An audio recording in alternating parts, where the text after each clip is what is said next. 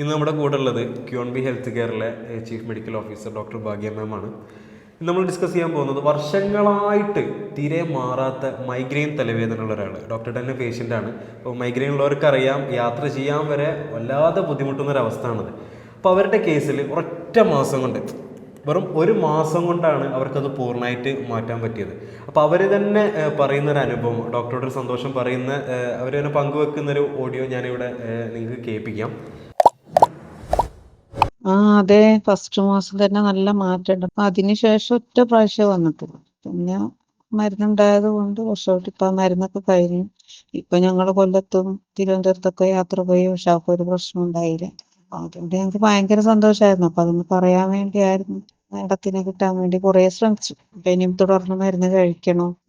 അവക്ക് ദഹനക്കുറവിന്റെ ഒരു പ്രശ്നങ്ങൾ വരുന്നുണ്ട്. ഇപ്പൊ തലവേദന ഇല്ല, ദഹനക്കുറവിന്റെ ഒരു പ്രശ്നങ്ങൾ വരുന്നുണ്ട്. ഇടയ്ക്കൊരു ഛർദി ഉണ്ടായിരുന്നു. അതുപോലെ മൈഗ്രെയിൻ മാറിയപ്പോ തന്നെ വളരെ സന്തോഷമായിരുന്നു. ഒരുപാട് കാണിച്ചു. ഇതാണ് അവക്കും സന്തോഷമായി. ഫസ്റ്റ് മാസം തന്നെ നല്ല മാറ്റം ഉണ്ടായിരുന്നു. ഇത് അവര് നമ്മളോട് തന്നെ പറഞ്ഞിട്ടുള്ളൊരു അനുഭവമാണ്.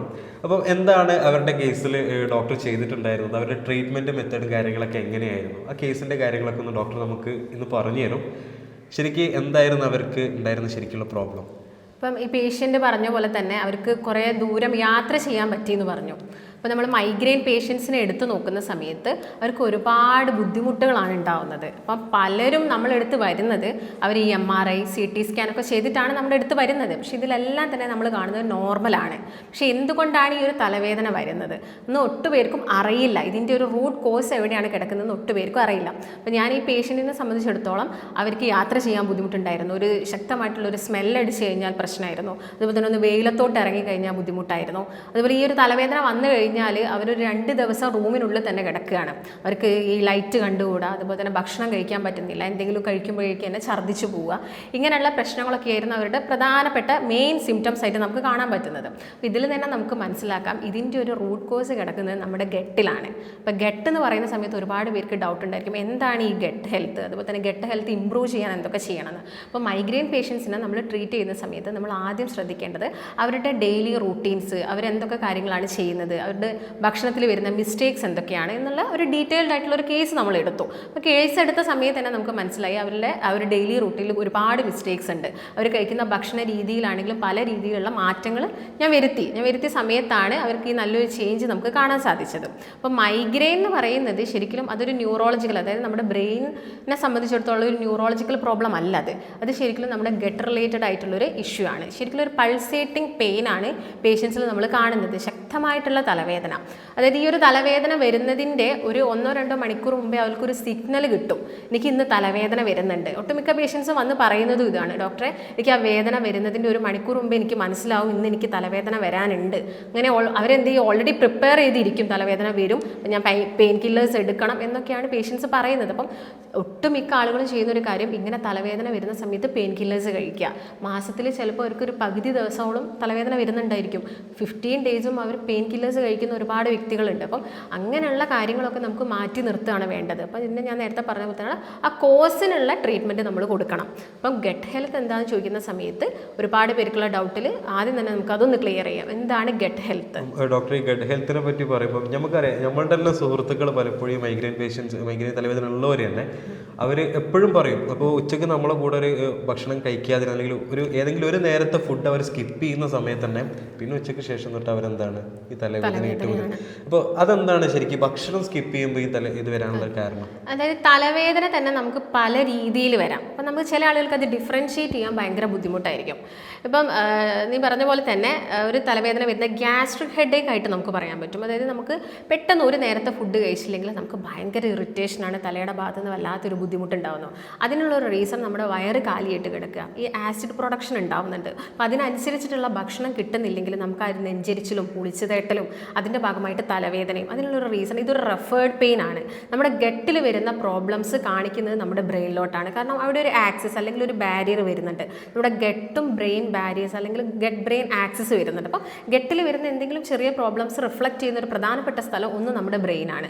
രണ്ടാമതായിട്ട് നമുക്ക് സ്കിന്നും പറയാം. ഒരുപാട് വ്യക്തികൾക്ക് ഗട്ട് റിലേറ്റഡ് പ്രോബ്ലംസ് വരുമ്പോൾ സ്കിൻ കംപ്ലയിൻസ് കണ്ടുവരാറുണ്ട്. അപ്പോൾ അത് ആദ്യം നമ്മൾ ക്ലിയർ ചെയ്യണം. അപ്പോൾ ഈ ഒരു ഗട്ട് മൈക്രോബയോം എന്ന് പറയുന്നത് നമ്മുടെ വായ മുതൽ കുടൽ വരെ വരുന്ന ഒരു ഏരിയ ഏരിയ ആണ്. അവിടെ ഒരുപാട് മൈക്രോബ്സ് ഉണ്ട്, ചെറിയ ചെറിയ ബാക്ടീരിയാസ് ഉണ്ട്.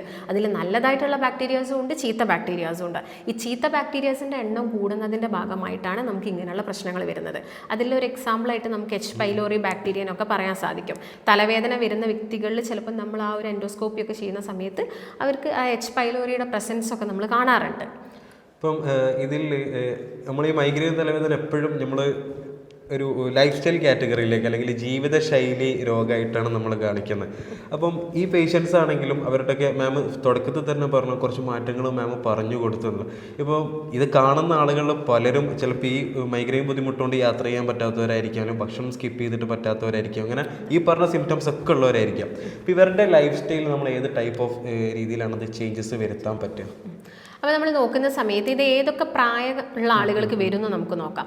കൂടുതലായിട്ട് ഈ പ്രായപൂർത്തിയാവുന്ന ഒരു 18 ഇയേഴ്സ് പ്ലസ് ഒക്കെ ആവുന്ന സമയത്ത് പെൺകുട്ടികളിലും ആൺകുട്ടികളിലൊക്കെ നമ്മളിത് കണ്ടുവരുന്നുണ്ട്. ഒരു ഹോർമോണൽ ചേഞ്ചസ് ബോഡിയിൽ നടക്കുന്നതുകൊണ്ട് അതൊരു റീസണാണ്. പിന്നെ ഒരു റീസൺ എന്ന് പറയുന്നത് നമ്മുടെ ഫുഡിൽ വന്ന മാറ്റങ്ങളാണ്. നമ്മൾ ഒരുപാട് ഈ ഒരു എച്ച് പൈലോറി ബാക്ടീരിയാസിൻ്റെ ഒക്കെ ഗ്രോത്ത് കൂട്ടുന്നത്, അല്ലെങ്കിൽ അസിഡിക് നേച്ചറുള്ള ഫുഡുകൾ കൂടുതലായിട്ട് കഴിക്കുന്നതൊക്കെ നമുക്ക് തലവേദന വരാനുള്ള വലിയൊരു റീസണാണ്. അതുപോലെ തന്നെ ഗട്ട് ഇംപ്രോപ്പർ ആക്കുന്ന ഭക്ഷണങ്ങൾ കഴിക്കുന്നത്, അതാണ് ഞാൻ നേരത്തെ പറഞ്ഞ ഫുഡ് ചേഞ്ചസ് വന്നു എന്ന്. നമ്മൾ ഈ ഫാസ്റ്റ് ഫുഡ് കഴിക്കുന്നത്, കൂടുതൽ മസാല ടൈപ്പ് ഓഫ് ഫുഡുകൾ കഴിക്കുന്നത്, അതൊക്കെ നമ്മുടെ ഭക്ഷണത്തിൽ വന്നത്. അതുപോലെ തന്നെ ഫൈബേഴ്സിൻ്റെ അളവ് കുറഞ്ഞു, നാരുകൾ കൂടുതലായിട്ടുള്ള ഭക്ഷണങ്ങൾ നമ്മൾ കുറഞ്ഞു കഴിക്കുന്നത്, അതിൻ്റെ ഭാഗമായിട്ടൊക്കെ ഈ ഒരു ബുദ്ധിമുട്ടുകൾ കണ്ടുവരാം. അപ്പോൾ നമ്മൾ നോക്കുന്ന സമയത്ത് ഏതൊക്കെ ഭക്ഷണം ഒഴിവാക്കണം. അപ്പോൾ ഞാനൊരു കാറ്റഗറി പറയുന്ന സമയത്ത് ഈ ഒരു തലവേദനയെ അഗ്രവേറ്റ് ആക്കുന്ന കണ്ടീഷൻസ് അല്ലെങ്കിൽ ട്രിഗർ ചെയ്യുന്ന കുറച്ച് ഫുഡുകളുണ്ട്. അതിൻ്റെ ഭയങ്കരമായിട്ടുള്ളൊരു അസ്വസ്ഥത ഉണ്ടാക്കുന്ന ഒരു അവസ്ഥ, അതെ, അവരെ വല്ലാതെ ട്രിഗർ ചെയ്യുക. അപ്പം അത് പറഞ്ഞ പോലെ തന്നെ ലൈറ്റ് കാണാൻ പറ്റുന്നില്ല, അതൊക്കെ വലിയൊരു പ്രശ്നമാണല്ലോ. അപ്പം അവർ കുറച്ചൊക്കെ ഒഴിവാക്കേണ്ട കുറച്ച് ഭക്ഷണത്തിലാണ്. ഇപ്പോൾ എച്ച് പൈലോറി ബാക്ടീരിയാസ് ഒക്കെയാണ് ഉള്ളതെങ്കിൽ നമ്മൾ ഈ വൈറ്റ് റൈസ് ഒഴിവാക്കുക തന്നെ വേണം. വൈറ്റ് റൈസ് വലിയൊരു വില്ലൻ തന്നെയാണ്. അതിനുള്ള റീസൺ, ഇതിനകത്തൊരു നിക്കൽ മിനറൽ ഉണ്ട്. ഈ ഒരു മിനറൽ കാരണം ഈ ഒരു എച്ച് പൈലോറി ബാക്ടീരിയാസിൻ്റെ ഗ്രോത്ത് കൂടും. അതുപോലെ തന്നെ നിങ്ങൾ സോയ പ്രൊഡക്റ്റുകൾ കൂടുതലായിട്ട് കഴിക്കുന്നുണ്ടെങ്കിലൊക്കെ ഇതിൻ്റെ ഗ്രോത്ത് കൂടാനുള്ള ചാൻസസ് ഉണ്ട്. ചോക്ലേറ്റ് അമിതമായിട്ട് കഴിക്കാൻ ചില പേഷ്യൻസ് എൻ്റെ അടുത്ത് വന്ന് പറഞ്ഞിട്ടുണ്ട്, ഡോക്ടർ എനിക്ക് ചോക്ലേറ്റ് ഭയങ്കര ഇഷ്ടമാണ്, പക്ഷേ ചോക്ലേറ്റ് കഴിക്കുമ്പോഴേക്കും എനിക്ക് തലവേദന വരുന്നു. അമിതമായിട്ട് കഴിക്കുമ്പോൾ വരുന്നു. കൂടുതലായിട്ട് കഴിക്കാൻ നിങ്ങളൊരു ഫുൾ ചോക്ലേറ്റ് ഒക്കെ കഴിക്കുന്ന സമയത്ത് ഈ ബുദ്ധിമുട്ട് വരാനുള്ള ചാൻസസ് ഉണ്ട്. അപ്പം അതിലൊക്കെ ഈ ഒരു മിനറൽ കൂടുതലായതുകൊണ്ട് ഇതിൻ്റെ ഉപയോഗം നിങ്ങൾ കുറയ്ക്കാൻ വേണ്ടി നോക്കണം. അതുപോലെ തന്നെ കുറച്ച് സ്റ്റിമുലൻസ് ഉണ്ട് ഈ കോഫിയിൽ വരുന്ന കഫീനൊക്കെ. അപ്പം കോഫി ഒന്ന് കൂടുതലായിട്ട് കഴിക്കുന്നത്, അതുപോലെ മസാല കൂടുതലായിട്ട് കഴിക്കുന്നത്. മാം ഈ കോഫിയുടെ കാര്യം പറഞ്ഞപ്പം ഇപ്പം മൈഗ്രെയിൻ തലവേദന ഉള്ള ആളുകൾ ആദ്യം ഓടി ചെല്ലുന്ന അടുത്തുള്ള ഒരു കഫേയിൽ പോയിട്ട് ഒരു എക്സ്പ്രസോ അല്ലെങ്കിൽ ഒരു കോഫിയൊക്കെ കഴിച്ചതിൽ ആശ്വാസം റിലീഫ് ഉണ്ട് എന്നാണ് പലരും കരുതുന്നത്. ശരിക്കും അതെന്താണ് കോഫിയിലെ ഇത് ശരിക്കും ഇതിന് മൈഗ്രെയിൻ തലവേദന കൂട്ടാനാണോ കാരണമാവുന്നത്? അതെ, കോഫി നമ്മൾ കഴിക്കുന്ന സമയത്ത് ഞാൻ പറഞ്ഞല്ലോ കഫീൻ എന്ന് പറയുന്നത്. ഈ കഫീൻ വെച്ച് നോക്കുന്ന സമയത്ത് നമ്മളെ ഗട്ട് ഹെൽത്ത് ഇംപ്രോപ്പർ ആക്കും, അവിടെ ഇൻഫ്ലമേഷൻസ് വരുത്താൻ കാരണമാവും. അതുപോലെ തന്നെ നമ്മുടെ ശരീരത്തിനകത്തോട്ട് വരുന്ന പല വൈറ്റമിൻസിൻ്റെയും മിനറൽസിൻ്റെ ഒക്കെ അബ്സോർപ്ഷൻ ബ്ലോക്ക് ചെയ്യുന്നുണ്ട് ഈ കഫീന്. അതുകൊണ്ടാണ് ഇത് കൂടുതലായിട്ട് നിങ്ങളോട് കഴിക്കരുത് എന്ന് പറയുന്നത്, കുട്ടികൾക്ക് കൂടുതലായിട്ട് കൊടുക്കരുത് എന്നൊക്കെ പറയുന്നത്. അപ്പം അതിൻ്റെ ഉപയോഗം നിങ്ങൾക്കുണ്ട്. അതുപോലെ തന്നെ ഐസ്ക്രീംസ് കൂടുതൽ കഴിക്കാം, അതും ഈ ഒരു തലവേദനയായിട്ട് റിലേറ്റഡ് ആണ്. അപ്പോൾ അതിനകത്ത് വരുന്ന ഷുഗറും കാര്യങ്ങളൊക്കെ, അപ്പോൾ അതൊന്നും ഒഴിവാക്കണം. അതുപോലെ തന്നെ റോ വെജിറ്റബിൾസ് ആൻഡ് സാലഡ്സ്, നമ്മൾ കുക്ക് ചെയ്യാതെ കഴിക്കുന്ന വെജിറ്റബിൾസിൽ നിന്നൊക്കെ നമുക്ക് ഈ ഒരു ബാക്ടീരിയാസിൻ്റെ ഗ്രോത്ത് ഒക്കെ ഇത് കൂട്ടും. അപ്പം നല്ല ബാക്ടീരിയാസിൻ്റെ എണ്ണം കുറഞ്ഞു കഴിഞ്ഞാൽ നമ്മുടെ ഗട്ട് ഹെൽത്ത് എന്തായി, ഇംപ്രോപ്പറായി. അതിൻ്റെ ഭാഗമായിട്ട് നിങ്ങൾക്ക് മൈഗ്രെയിൻ വരാനുള്ള ചാൻസസ് വളരെയധികം കൂടുതലാണ്. ഇപ്പം ഡോക്ടർ ഇപ്പോൾ ഡിസ്കസ് ചെയ്തതിൽ ഒഴിവാക്കേണ്ട ഫുഡുകൾ, ഇപ്പോൾ എച്ച് പൈലോറി ഇതിനൊക്കെ കാരണമാവുന്ന ഫുഡുകൾ ഏതൊക്കെയാണെന്നുള്ളതൊക്കെ ഡോക്ടർ വളരെ ഡീറ്റെയിൽ ആയിട്ട് തന്നെ പറഞ്ഞു. അതിൻ്റെ കൂടെ തന്നെ ഇവർക്ക് ഇപ്പം ഇത് വീഡിയോസ് കാണുന്ന ആളുകൾക്ക് ചോദിക്കാനുള്ള ഒരു സാധനം, ഇപ്പോൾ ഒഴിവാക്കേണ്ടതല്ലേ പറഞ്ഞിട്ടുള്ളൂ, ഇനി കഴിക്കേണ്ടത് എന്തൊക്കെയാണെന്നുള്ളതും കൂടി ഡോക്ടർ പറഞ്ഞു തന്നാലേ നമുക്കത് ഫോളോ അപ്പ് ചെയ്യാൻ പറ്റുമെന്ന് വിചാരിക്കുന്നവരായിരിക്കും പലരും. അപ്പോൾ അതെന്തൊക്കെയാണെന്നുള്ളതൊന്ന് അപ്പോൾ ഇപ്പോൾ വൈറ്റ് റൈസ് ഒഴിവാക്കാൻ പറഞ്ഞെന്നുണ്ടെങ്കിൽ നമുക്ക് എന്താണെങ്കിലും അതിനൊരു ഓപ്ഷൻ വേണം. നമ്മളെല്ലാവരും ഉച്ചയ്ക്ക് ചോറ് കഴിക്കുന്നവരൊക്കെ ആയിരിക്കും. അപ്പോൾ അതിന് പകരമായിട്ട് നമുക്ക് കഴിക്കാൻ പറ്റുന്നതാണ് ബ്രൗൺ റൈസ്, തവിടുള്ള അരി. അപ്പോൾ മറ്റെന്തെങ്കിലും ആരോഗ്യ പ്രശ്നങ്ങളുള്ള വ്യക്തികളാണെങ്കിലും അവരുടെ ഹെൽത്തിനാണെങ്കിലും ഏറ്റവും ബെസ്റ്റ് ആയിട്ടുള്ള ഒരു ഓപ്ഷനാണ് ബ്രൗൺ റൈസ് എന്ന് പറയുന്നത്. Especially diabetes patient. അതെ അതെ. അതുപോലെ തന്നെ വെയിറ്റ് കുറയ്ക്കേണ്ട വ്യക്തികൾക്കൊക്കെ ചിലപ്പോൾ അവർക്ക് ചോറ് അങ്ങോട്ട് ഒഴിവാക്കാൻ ഒരു പാടാണ്. നമ്മളെ സംബന്ധിച്ചിടത്തോളം വെള്ളരി കഴിച്ചുകൊണ്ടിരിക്കുമ്പോൾ പെട്ടെന്ന് ചോറ് ഒഴിവാക്കുക എന്ന് പറയുമ്പോൾ നമുക്കൊരു ബുദ്ധിമുട്ടുള്ളൊരു കാര്യമാണ്. അവർക്ക് പറ്റിയൊരു ഓപ്ഷനാണ് ബ്രൗൺ റൈസ് എന്ന് പറയുന്നത്. ഇപ്പോൾ കുത്തരി ആകുമ്പോൾ കുറച്ചും കൂടി നല്ലതാണ്, അത് നല്ലൊരു ഓപ്ഷനാണ്. അതുപോലെ തന്നെ വെജിറ്റബിൾസും ഫ്രൂട്ട്സും ഒക്കെ ആണെങ്കിൽ നിങ്ങൾക്ക് ധാരാളം കഴിക്കാം. ഇപ്പോൾ വെജിറ്റബിൾസിൻ്റെ കേസ് ഞാൻ പറഞ്ഞത്, അത് നിങ്ങൾ നന്നായിട്ട് കുക്ക് ചെയ്തിട്ട് അതിൻ്റെ വെള്ളം കളഞ്ഞതിന് ശേഷം മാത്രം യൂസ് ചെയ്യുക. പിന്നെ ഫ്രൂട്ട്സ് ഒക്കെ തന്നെ എല്ലാ രീതിയിലുള്ള ഫ്രൂട്ട്സുകളും നിങ്ങൾ കഴിക്കുക. പക്ഷേ ശ്രദ്ധിക്കേണ്ട ഒരു പ്രധാനപ്പെട്ട കാര്യം, വൈറ്റമിൻ സി റിച്ച് ആയിട്ടുള്ള അധികം പുളിയുള്ള ഫ്രൂട്ട്സുകൾ നിങ്ങൾ വെറും വയറ്റിൽ കഴിക്കാതിരിക്കാം. കാരണം നമ്മൾ ഈ ഒരു മൈഗ്രെയിൻ ഹെഡേക്ക് എടുക്കുന്ന സമയത്ത് തന്നെ നമ്മൾ അസിഡിറ്റി ആയിട്ട് നമുക്കിത് ഒന്ന് യോജിപ്പിക്കാൻ പറ്റും. അച്ചാറ് കൂടുതലായിട്ട് കഴിക്കുന്നവർക്ക് ഈ പ്രശ്നം വരും. അതെ, അച്ചാറിൻ്റെ അകത്ത് വിനാഗിരിയൊക്കെ കൂടുതലായിട്ട് ഇടുന്നുണ്ടല്ലോ, അപ്പോൾ അത് നമ്മുടെ ഗട്ട് ഹെൽത്തിനെ ഇംപ്രോപ്പർ ആക്കുന്നതാണ്. അതുപോലെ തന്നെ ഇപ്പോൾ ഞാൻ നേരത്തെ പറഞ്ഞല്ലോ അസിഡിറ്റി, അതിൽ തന്നെ ഹൈപ്പർ അസിഡിറ്റി ആയിട്ടും കാണിക്കാം, ഹൈപ്പോ അസിഡിറ്റി ആയിട്ടും കാണിക്കാം. അപ്പോൾ ഹൈപ്പർ അസിഡിറ്റി ആവുന്ന സമയത്താണ് ഈ HCl കൂടുകയും അതിൻ്റെ ഭാഗമായിട്ട് നെഞ്ചരിച്ചിൽ, പുളിച്ചുതട്ടൽ പോലുള്ള പ്രശ്നങ്ങൾ. ഹൈപ്പോ അസിഡിക് കേസസ് നോക്കുകയാണെങ്കിൽ കൂടുതലായിട്ടും ഗ്യാസിൻ്റെ ബുദ്ധിമുട്ടുകളായിരിക്കും. വയറ് വീർത്ത് വരിക, അവർക്ക് നല്ല രീതിയിലുള്ള ഗ്യാസിൻ്റെ പ്രശ്നങ്ങൾ, കോൺസ്റ്റിപ്പേറ്റഡ് ആവുക, മലബന്ധം വരിക, ബുദ്ധിമുട്ടുകളൊക്കെയാണ് ഈ മൈഗ്രെയിൻ പേഷ്യൻസ് നമ്മളടുത്ത് വന്ന് പറയുന്നത്. അപ്പം കൂടുതലും നമ്മൾ അവരുടെ ഒരു സിംറ്റംസും ലക്ഷണവും നോക്കുന്ന സമയത്ത് കൂടുതലും അവർക്ക് ഈ ഒരു ആമാശയം അല്ലെങ്കിൽ ദഹനേന്ദ്രിയ വ്യവസ്ഥ ഒരു ഇംപ്രോപ്പർ ആവുന്ന സിംറ്റംസ് ആണ് കാണിക്കുന്നത്. അതിപ്പോൾ നമ്മൾ നേരത്തെ കേട്ട വോയിസിലും അവർ കൃത്യമായിട്ട് പറഞ്ഞിട്ടുണ്ട് ദഹനത്തിൻ്റെ പ്രശ്നവും ഈ കാര്യങ്ങളൊക്കെ കൂടിയാണ് ഇതിന് കണക്റ്റഡ് ആയിട്ടുള്ളത് എന്നുള്ളത്. അപ്പം ശരിക്കും അത് ഇവരുടെ കേസിൽ തന്നെ നമ്മളെടുത്ത ഒരു ട്രീറ്റ്മെൻറ്റ് തന്നെ പൂർണ്ണമായിട്ട് മാറ്റാൻ പറ്റും എന്നുള്ളത് നമുക്ക് തീർച്ചയായിട്ടും പൂർണ്ണമായിട്ട് മാറ്റാൻ പറ്റുന്ന കേസ് തന്നെയാണ്, പറ്റാത്തതൊന്നുമല്ല. പിന്നെ നമ്മൾ ഭക്ഷണം സ്കിപ്പ് ചെയ്യുന്ന സമയത്ത് അല്ലെങ്കിൽ ഭക്ഷണം ടൈം തെറ്റിക്കഴിഞ്ഞാലൊക്കെ മൈഗ്രെയിൻ തലവേദന വരാറുണ്ട്. ഈ മൈഗ്രെയിൻ ഉള്ള ആളുകൾക്ക് തന്നെ. അപ്പോൾ ഇവരുടെ ശരിക്കും ഭക്ഷണക്രമം അല്ലെങ്കിൽ സമയം എങ്ങനെയാണ് അവർ മാനേജ് ചെയ്യേണ്ടത്? അതായത് നിങ്ങളൊരു 5 hours മുകളിലോട്ട് നിങ്ങൾ ഭക്ഷണം കഴിക്കാതിരിക്കരുത്. അതായത് ഇൻ ബിറ്റ്വീൻ 5 hours ഉള്ളിൽ തന്നെ നിങ്ങൾ ഫുഡ് കഴിച്ചിരിക്കണം. ഇപ്പോൾ രാവിലെ ബ്രേക്ക്ഫാസ്റ്റ് കഴിച്ച് നിങ്ങളൊരു 7 o'clock അല്ലെങ്കിൽ 8 കഴിക്കുന്നുണ്ടെങ്കിൽ നിങ്ങൾക്ക് ആ ഉച്ച വരെ ഒരു വലിയൊരു ഗ്യാപ്പ് വരുന്നുണ്ടെങ്കിൽ ഇൻ ബിറ്റ്വീൻ 11 ആവുന്ന സമയത്ത് അല്ലെങ്കിൽ 10 ആവുന്ന സമയത്ത് നിങ്ങൾക്ക് ചെറിയ രീതിയിൽ എന്തെങ്കിലുമൊക്കെ കഴിക്കാം. അതിപ്പോൾ നട്ട്സ് ആയിട്ട് കഴിക്കുകയോ അല്ലെങ്കിൽ ഒരു സംഭാരം കുടിച്ചാൽ മതി. സംഭാരം എന്ന് പറയുമ്പോൾ നല്ലൊരു പ്രോബയോട്ടിക്കും കൂടിയാണ്. ഗട്ട് ഹെൽത്ത് ഇമ്പ്രൂവ് ചെയ്യാൻ ഏറ്റവും ബെസ്റ്റ് ആയിട്ടുള്ള 2 മെയിൻ ആൾക്കാർ, ഒന്ന് പ്രോബയോട്ടിക്സും നല്ല പ്രീ ഫൈബേഴ്സുമാണ്. അപ്പോൾ ഇതിൽ തന്നെ ഒരു സംഭാരം കുടിക്കുന്നുണ്ടെങ്കിൽ തന്നെ നിങ്ങൾക്കൊരു നല്ലൊരു ആശ്വാസം കിട്ടും. 2 നട്ട്സും ഉൾപ്പെടുത്തുക. പിന്നെ ഉച്ചയ്ക്ക് ചോറ് കഴിക്കുക, വൈകുന്നേരം ഒരു ഈവനിങ് ഒക്കെ ആകുമ്പോൾ എന്തെങ്കിലും ചെറിയൊരു സ്നാക്സ്. ഇതൊക്കെ നിങ്ങൾ ശ്രദ്ധിക്കേണ്ടത് ഹെൽത്തി ആയിരിക്കണം. ഡോക്ടർ ഒരു 6 നേരം ഫുഡ് കഴിക്കാൻ പറഞ്ഞിട്ടുണ്ടെന്ന് കരുതിയിട്ട് നിങ്ങൾ അനാവശ്യമായിട്ട് എടുത്ത് കഴിക്കരുത്. ഹെൽത്തി ആയിട്ടുള്ള കാര്യങ്ങൾ ഉൾപ്പെടുത്തുക. ഈ സമയത്തിൻ്റെ കാര്യം എല്ലാവരും നല്ലോണം ശ്രദ്ധിക്കണം. കാരണം പണ്ടാരോ പറഞ്ഞതുപോലെ മരുന്ന് പോലെ ഭക്ഷണം കഴിച്ചിട്ടില്ലെങ്കിൽ ഭക്ഷണം പോലെ നമ്മൾ മരുന്ന് കഴിക്കേണ്ടിരുന്നു പറഞ്ഞിട്ടുണ്ട്. അപ്പം അതൊക്കെ ഇതിന് കാരണമാണ്. ഇപ്പം മൈഗ്രെയിൻ്റെ കേസിൽ തലവേദനകളുള്ളവരുണ്ട്. സാധാരണ ഇടയ്ക്കിടയ്ക്കൊക്കെ തലവേദന വരാറുണ്ട് അല്ലെങ്കിൽ എപ്പോഴെങ്കിലും തലവേദന വരാറുണ്ട്.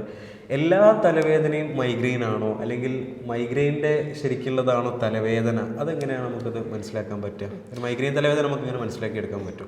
ഒരുപാട് പേഷ്യൻസ് തലവേദനയായിട്ട് വരാറുണ്ട്. പക്ഷെ ചില ആളുകൾ നമുക്ക് ആ സിംറ്റംസ് തന്നെ മനസ്സിലാക്കാൻ പറ്റും. നമ്മൾ അവരോട് ചോദിക്കും, നിങ്ങൾ കുനിയുന്ന സമയത്ത് നിങ്ങൾക്ക് ഭയങ്കര ഒരു ഹെവിനെസ് ഫീൽ ആവുന്നുണ്ട്. പിന്നെ അവരുടെ നാച്ചർ ഓഫ് വർക്ക്, അവർ എന്ത് ജോലിയാണ് ചെയ്യുന്നത്, കണ്ടിന്യൂസ് ആയിട്ട് ഇങ്ങനെ ഒരു ഗാഡ്ജറ്റ്സിൻ്റെ മുമ്പ് തന്നെ ഇരുന്ന് വർക്ക് ചെയ്യുകയാണോ, അത് വേറെ യാതൊരു തരത്തിലുള്ള മൂവ്മെൻറ്റ്സ് ഒന്നും കഴുത്തിന് വരുന്നില്ല, അങ്ങനെയൊക്കെ വരുന്നുണ്ടെങ്കിൽ നമുക്ക് തലവേദനയെ തന്നെ കാറ്റഗറൈസ് ചെയ്യാൻ പറ്റും.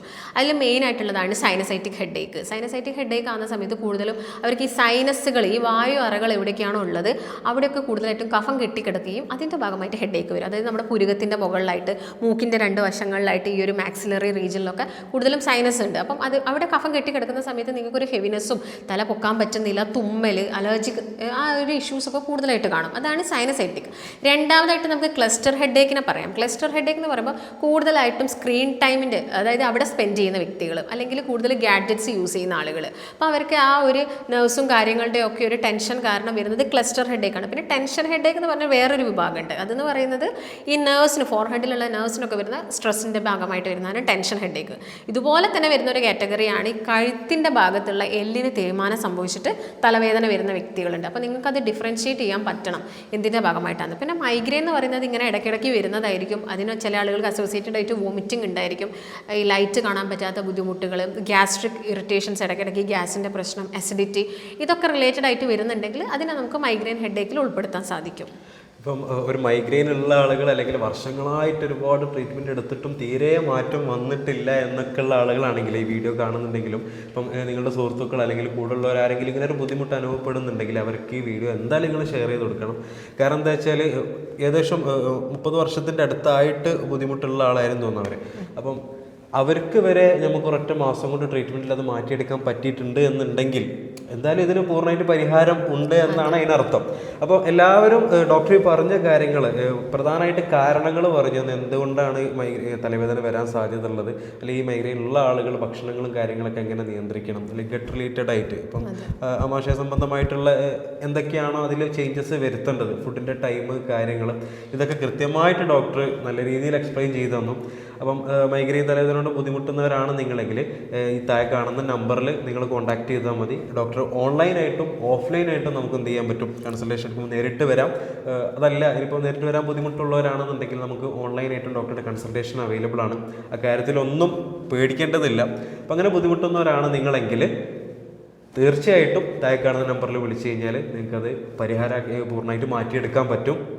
അപ്പോൾ ഈ പറഞ്ഞ കാര്യങ്ങൾ, ഡോക്ടർ പറഞ്ഞിട്ടുള്ള കാര്യങ്ങൾ നിങ്ങൾ ജീവിതശൈലിയിൽ ശ്രദ്ധിക്കേണ്ട കാര്യങ്ങളും ഒഴിവാക്കേണ്ട ഫുഡുകളും കാര്യങ്ങളും കൃത്യമായിട്ട് അതിനനുസരിച്ച് തന്നെ നിങ്ങൾ ഫോളോ ചെയ്യാം.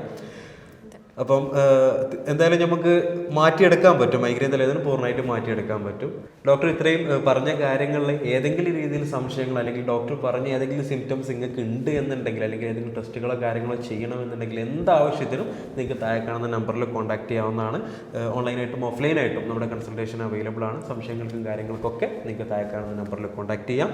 അപ്പോൾ പുതിയൊരു വീഡിയോ ആയിട്ട് അല്ലെങ്കിൽ പുതിയൊരു ടോപ്പിക്കായിട്ട് നമ്മൾ ഇനിയും വരും. Okay, by.